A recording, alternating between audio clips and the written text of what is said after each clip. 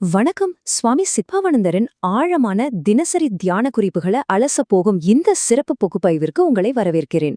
இன்று நாம் மிகவும் சாதாரணமான ஆனால் அதே சமயம் மர்மங்கள் நிறைந்த ஒரு விஷயத்தை பற்றி பேசப் போகிறோம்.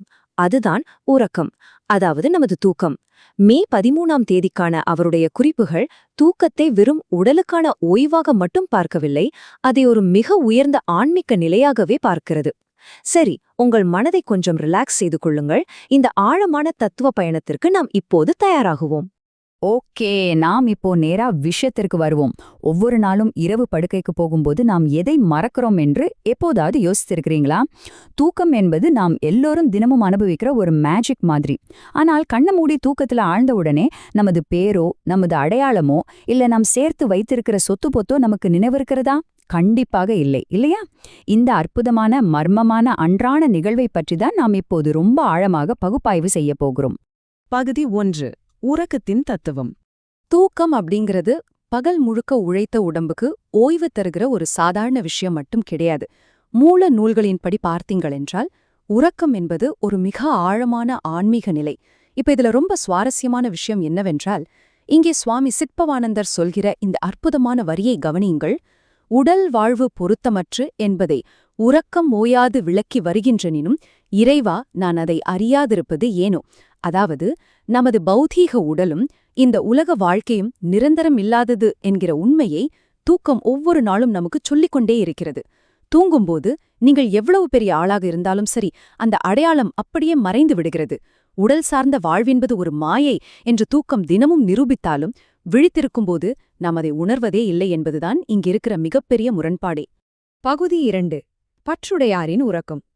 இந்த உலகப்பற்றிலிருந்து விடுபடாதவர்களின் தூக்கம் எப்படி இருக்கும் என்று நாம் இப்போது பார்க்க வேண்டும். இன்றைய நவீன உலகத்தில் நிறைய பேர் நிம்மதியான தூக்கம் இல்லாமல் தவிக்கிறார்கள், இல்லையா? இதற்கு காரணம் நமது மூளை கிடையாது, உலக பொருட்கள் மீது நமது மனம் வைத்திருக்கிற அதீத பற்றுதான் என்று இந்த குறிப்பு ரொம்ப தெளிவாக சுட்டிக்காட்டுகிறது. உலகப்பற்று அதிகமாக இருக்கிற ஒருவரால் என்னைக்குமே நன்றாக தூங்க முடியாது. நாளைக்கு என்ன நடக்கும், பணப்பிரச்சினை, உறவு சிக்கல்கள் என்று உலக கவலைகளால் கட்டப்பட்ட மனம் தூக்கத்தின் உண்மையான நோக்கத்தையே அழித்து விடுகிறது. அவர்கள் தூங்க முயற்சி செய்தாலும் கவலையோடு இடையிடையே விழித்துக் கொள்வார்கள். இந்த தொடர்ச்சியற்ற நிம்மதியற்ற தூக்கம்தான் உலகப்பற்றுடையவர்களின் நிலை என்று சுவாமி சித்பவானந்தர் கூறுகிறார். பகுதி 3. பற்றற்றாரின் உறக்கம். முந்தைய அந்த அமைதியற்ற நிலைக்கு ஒரு மிகச்சிறந்த ஆன்மீக தீர்வு என்ன தெரியுமா? அதுதான் உண்மையான பற்றின்மை. எந்த பற்றும் இல்லாதவர்கள் படுக்கையில் சாய்ந்த மறுகணமே இந்த ஒட்டுமொத்த பிரபஞ்சத்தையுமே மறந்துவிடுகிற ஒரு அற்புதமான நிலையை அடைகிறார்கள். இதைத்தான் பிரபஞ்ச மறதி அப்படின்னு குறிப்புகள்ல வர்ணிக்கிறாங்க. அவர்களுக்கு எந்த கவலையும் கிடையாது, எந்த எதிர்பார்ப்பும் கிடையாது. மனம் முழுமையாக விடுபட்ட நிலையில் இருப்பதனால் அவர்களால் உடனே ஒரு ஆழ்ந்த முழுமையான ஓய்வுக்கு போக முடிகிறது. இது நம்ம கற்பனைக்கே எட்டாத ஒரு ஆழமான அமைதி நிலைங்க.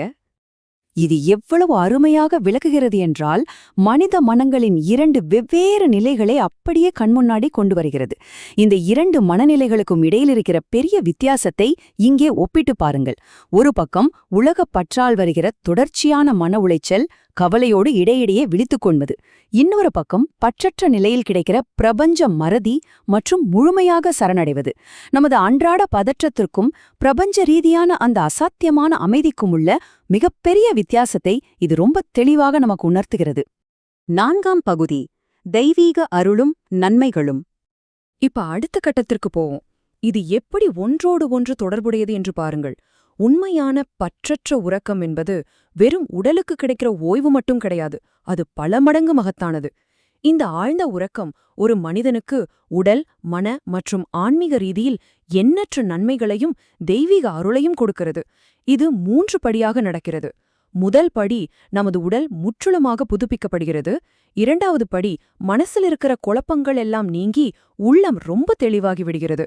3வதும் மிக முக்கியமானதுமான படி என்னவென்றால், மனிதன் தன்னைத்தானே மெய்மறந்து நேரடியாக கடவுளின் சந்நிதியில் இருக்கும் அனுபவத்தை பெறுகிறான். எந்த சிந்தனையும் இல்லாத அந்த ஆழ்ந்த உறக்க நிலைதான் இறைவனை நெருங்கும் உன்னத நிலை. அப்போ இதில் மிக முக்கியமான பாயிண்ட் என்னவென்றால், உறக்கம் என்றால் என்ன என்பதை முழுமையாக தெரிந்து கொண்டவன் கடவுளை எப்படி சார்ந்திருக்க வேண்டும் என்பதையும் கற்றுக்கொள்கிறான். இரவு நாம் தூம்பப் போகும்போது நமது எல்லா கட்டுப்பாடுகளையும் விட்டுவிட்டு பிரபஞ்ச சக்தியிடம் நம்மை நாமே முழுமையாக ஒப்படைக்கிறோம். இந்த சரணடைதலை உணர்ந்து தூங்குபவர்கள் வாழ்க்கையிலும் இறைவனை சார்ந்து வாழும் மாபெரும் ஆன்மீக வித்தையை கற்றுக்கொள்கிறார்கள். தூக்கத்தை கையாளுவதும் தெய்வீக சார்புநிலையை கையாளுவதும் கிட்டத்தட்ட ஒன்றுதான். 5ஆம் பகுதி, பிறப்பும் இறப்பும். இதுவரைக்கும் தினசரி வாழ்க்கையில் நடக்கிற தூக்கத்தின் நுட்பங்களை பார்த்த நாம் இப்போ இதனுடைய பிரம்மாண்டமான தத்துவ பரிமாணத்திற்கு செல்லப் போகிறோம். ஒவ்வொரு நாளும் நாம் தூங்கி எழுந்திருப்பது என்பது மனித வாழ்க்கையின் மிகப்பெரிய சுழற்சியான பிறப்பு மற்றும் இறப்போடு நேரடியாக தொடர்புடையது. தூக்கம் என்கிற இந்த சின்ன தினசரி நிகழ்வை ஒரு மாபெரும் ஊர்வகமாக நமது பழங்கால தமிழ் இலக்கியங்கள் மாற்றிக் காட்டுகின்றன. சுவாமி சித்பாவனந்தரின் இந்த தத்துவச் சிந்தனை ஏதோ இன்னைக்கு வந்தது கிடையாது. பல நூற்றாண்டுகளுக்கு முன்பே நமது பாரம்பரியத்தில் ஆழமாக வேரூன்றிய ஒரு விஷயம். இது நமது ஒட்டுமொத்த பார்வையுமே முற்றிலுமாக மாற்றக்கூடிய ஒரு மாபெரும் சிந்தனை. உலக புகழ்பெற்ற நமது திருக்குறள் இந்த மாபெரும் உண்மையை ரொம்பச் சுருக்கமாகவும் அதே சமயம் மிக ஆழமாகவும் சொல்கிறது. உறங்குவது போலும் சாக்காடு, உறங்கி விழிப்பது போலும் பிறப்பு. அதாவது மரணம் என்பது ஆழ்ந்த உறக்கத்திற்குச் செல்வதைப் போன்றது, பிறப்பு என்பது அந்த உறக்கத்திலிருந்து விழித்தெழுவதைப் போன்றது. ஒவ்வொரு நாள் இரவும் நாம் தூங்கும்போது ஒரு சின்ன மரணத்தை தழுவுகிறோம். ஒவ்வொரு நாள் காலையிலும் நாம் விழிக்கும்போது ஒரு புதிய பிறப்பை அடைகிறோம். கொஞ்சம் யோசிட்டு பாருங்கள், எவ்வளவு பிரம்மாண்டமான தத்துவம் இது. இந்த மூலக்குறிப்புகளிலிருந்து நாம் கற்றுக்கொண்ட விஷயங்கள் நமது சிந்தனையே அப்படி புரட்டி போடுகிறது இல்லையா? தூக்கம் என்பது ஒரு தற்காலிக மரணம் என்றால், மரணம் என்பது ஒரு நீண்ட தூக்கம், அவ்வளவுதான். அப்படியானால் நாம் மரணத்தைக் கண்டு வீணாக பயப்பட வேண்டுமா? அல்லது நமது உலகப் பற்றுக்களையெல்லாம் ஓரம் கட்டிவிட்டு நிம்மதியாக தூங்கி நாளை காலையில் எப்படி ஒரு புதிய தெளிவான மனதோடு விழிக்கப் போகிறோம் என்று சிந்திக்க வேண்டுமா? இன்று இரவு நீங்கள் தூங்கப் போவதற்கு முன்னாடி இந்த தெய்வீக வடிவியல ஒரு நிமிடம் நினைத்து பாருங்கள். உங்கள் தூக்கமும் உங்கள் ஆன்மாவும் நிச்சயம் ஒரு பெரிய அமைதியை உணரும். இந்த ஆழமான பகுப்பாய்வில் என்னோடு இணைந்திருந்ததற்கு ரொம்ப நன்றி.